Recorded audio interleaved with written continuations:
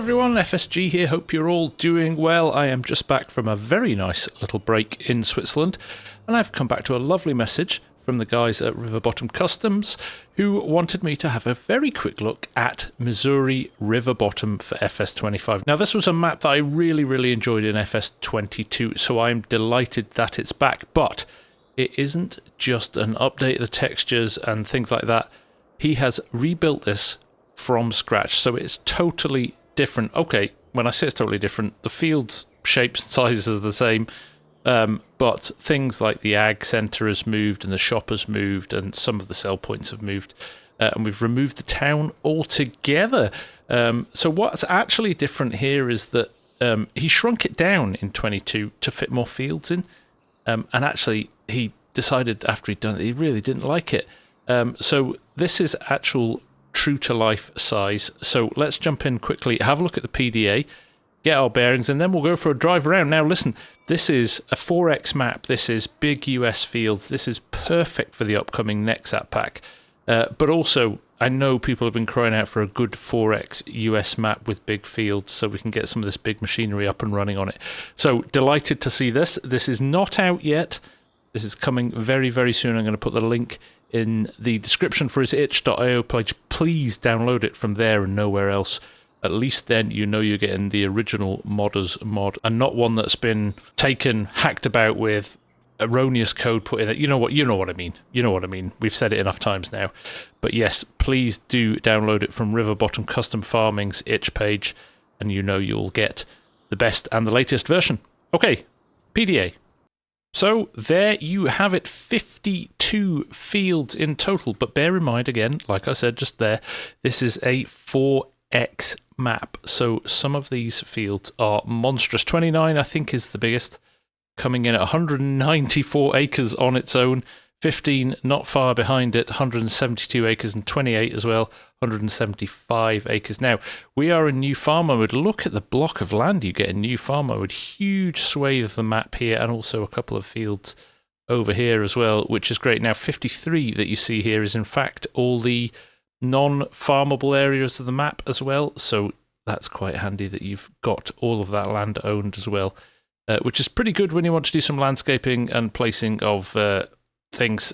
You won't get any interruptions there, so that's really good. Majority of the fields, though, you can see up here we've got some nice small ones down here if you wanted to start with those, but there's a lot in the kind of 70 to 80 to 90 size range as well, so you can, I guess, work your way up if you wanted to. If you didn't want to start big, you could absolutely work your way up, but lots and lots of great stuff here.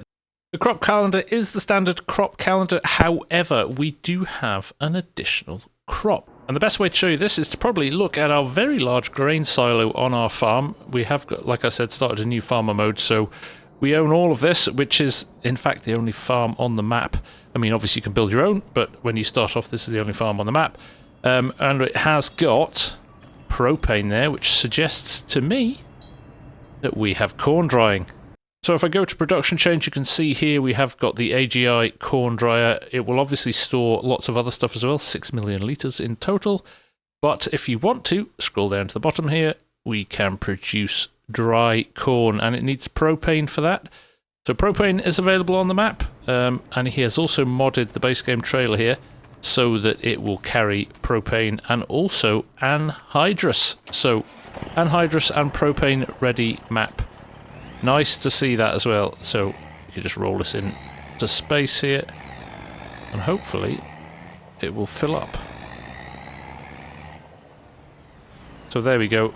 Nice that he's modded the trailer as well. That is very helpful. Now, I don't know if anhydrous has any mods that will work with it at the moment, but hopefully soon we can use it as a different type of fertilizer. So there you go. Nice to see those little extras already built into the map as well, which will allow hopefully other modders to come out with anhydrous ready planters, seeders and so on and so forth as well. So very good to see that. Right, just jumping back to the PDA for a minute, there isn't much on this map at all. Like I said, we have a few grain bins up here around the map. We've got some down here as well, so you can store them in different places should you want to. We have up here Phelps City Elevator, which is one of the sell points, and down here we have Viterra, which is another sell point as well. And then down in the corner here, we've got the animal dealer, and we also have the shop. But what I'm going to do, I'm going to jump into our little Jeep that we've got here, and we'll go for a little drive just to remind you how much bigger a 4X feels than a standard size map. We've got the old International here, so let's just reverse back a little bit with this. There we go, and we'll head on out. And we'll just head up the road here. What we'll do, we'll go and have a look at the sell point, which you can see way over in the distance there. And while we're doing that, we can just enjoy the size of some of these fields, which are huge. Relatively small one there, but this one coming up behind it is massive. Gravel roads as well, as you would expect in this area. So here we go. I think this is the biggest one on the map. This goes on for ages and ages. This is really set off as well by some of the new weather features as well. So the fog really brings this to life, which is nice to see. It's just great. I love it. I loved it in 22. I'm so pleased it's back. It is a proper get 4 or 5 combiners fired up and yeah, just work some big fields. Great stuff. Now he has included as well an auto drive file within the map, which you can install yourself when you've got a save game up and running. So that is in the zip file, so by all means grab that. And there are some required mods as well, which you'll find out when you look at the itch page, and one of those of course is that that tanker that's been edited to take anhydrous and propane. So I've been rambling along there for a couple of minutes really as we've been driving up here, and if I zoom out you can see we've just literally driven the length of that road. So I would say probably around about half the map, maybe just a little bit more, and we're going to go over to the right here and then drive up and have a look at Phelps City Elevator in the corner here. Just driving along here again, some ditches at the side of the road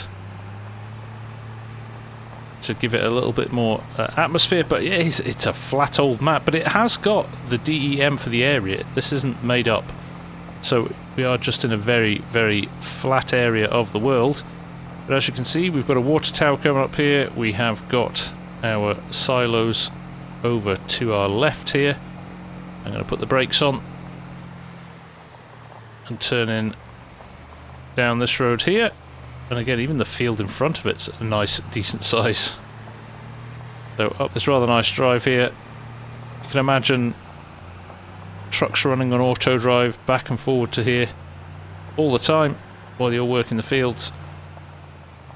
A lovely grain silo setup here. And of course you would roll over here and sell underneath there. Now there is a water tower over here as well. But that is about it, and we can roll back to the roads. Now, this is a preview version, so there might be a few things on it that he's still working on to get it ready for launch, but it runs really, really well. Now, over to the left there, we do have the railway track, and we do have a train that runs up and down, so you can sell your crops, you can load them up onto the train and sell them in Omaha, off-map, which is always a nice touch. I like it when they give you the name of the town to sell off map to as well. So even though the road stops there, the train will rattle along through there. And I like what he's done actually with just continuing on the map border beyond the playable area, which is really nice. That gives you that sense of scale out here, which is really, really good. It's just not lined with trees and stops dead. So let's run back. We're going to run down to the very bottom right hand corner of the map now, and we're going to have a look at what we've got down there in terms of the shop, the animal dealer and the other sell points. Before we do though, I am just running alongside this massive field here. This is field 52 along the top of the map, and you can see how big that is as we run along it up to the point of it here. But I am going to stop and jump in because I'll tell you what size that is then. That'll give you an idea, now we've driven alongside it, how it compares to some of the bigger fields on the map. So there you go, 52. It's a 72 acre field. We have just driven along the edge of it for quite a while there. Now if you zoom out, slightly. Look at 52 compared to 28 or 29. You probably fit it in 3 times in both of those. So very, very big fields, which I absolutely love. Like I said, with that next app pack coming out in the next few weeks, this map, the timing of this map coming out could not be more perfect. Right, just to the junction here. I would go straight on, but all we've got down there are a couple of Brock grain bins sitting, waiting as a kind of, I guess, near field storage. And we'll just head down here. There are some more at the bottom of the map, so we'll show you what they look like when we get down there. And you can see actually the grain elevator down there as well. And the sell point way off in the distance, just in the haze at the bottom of the map. Very nice indeed. So again, with this map, it is built for a purpose, and that is for working big machinery in big fields. It doesn't have productions on it. It doesn't have it's not a complete map in terms of, you know, you could do everything on it. Obviously you can place your own stuff and do it however you want, but out of the box it is designed for rolling your sleeves up, getting those massive machines out and having fun doing huge harvests. And I, for one, love that kind of play, so I am really, really pleased to be giving this a go again in 25. And the fact that it's not just a carbon copy of 22 and it's been really thought through again, for me, is brilliant. Now I'm driving here and talking to allow you just to get a feel for some of the size of these fields again, and how big this map is. Remember, it is a 4X, and because of that the fields are massive. Sometimes people don't like 4X. I, for one, think it's probably the perfect size for maps in Farming Simulator, but hey, that's only one person's opinion. So here we are coming up to the other sell points. Mist's getting a bit thicker here. It is only 9:30 in the morning, and it will clear as the day goes on. There are those grain bins we talked about before as well. Looks like there's a little shed here or two as well to allow you to park a little bit of machinery up if you want to. But there are those grain bins which you can use as temporary storage while you're waiting for the truck to come down and pick it up. Now we're going to head along here. We will go up there next. We'll first look at the store, which is here. Very nice shop actually, from Elk Mountain Modding. And there's the animal dealer as well. But there we go, Agrivision Equipment Group, selling both John Deere and Case. He's a brave man.